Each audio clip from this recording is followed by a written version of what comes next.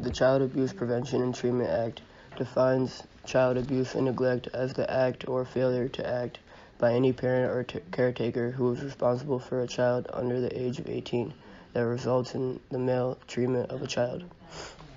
There are 4 types of child abuse.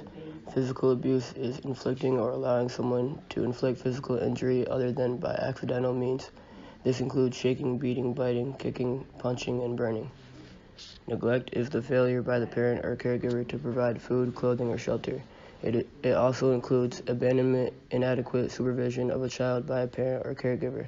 Child neglect is a very common type of child abuse. According to Child Welfare Information Gateway, more children suffer from neglect than from physical and sexual abuse combined. Yet victims are not often identified, primarily because neglect is a type of child abuse that is an act of omission of not doing something. Emotional child abuse is any behavior that interferes with a child's mental health or social development. It can range from a simple verbal insult to an extreme form of punishment. Sexual abuse of a child is any sexual act between an adult and a child. The New York State legislature is working to pass a New York State law to help victims of child abuse and their families. The law outlines how the New York State child welfare system will restructure the current practices in cases of child abuse and neglect in order to keep families together whenever safely possible. This legislation aims to reform the child welfare system through the support and treatment of families of child abuse victims in order to keep families together whenever possible. This will prevent families' patterns of abuse to continue. The goal is to prevent the cycle of abuse so that abused children don't grow up and abuse their own children. Often, children inherit or learn abusive behavior from their parents.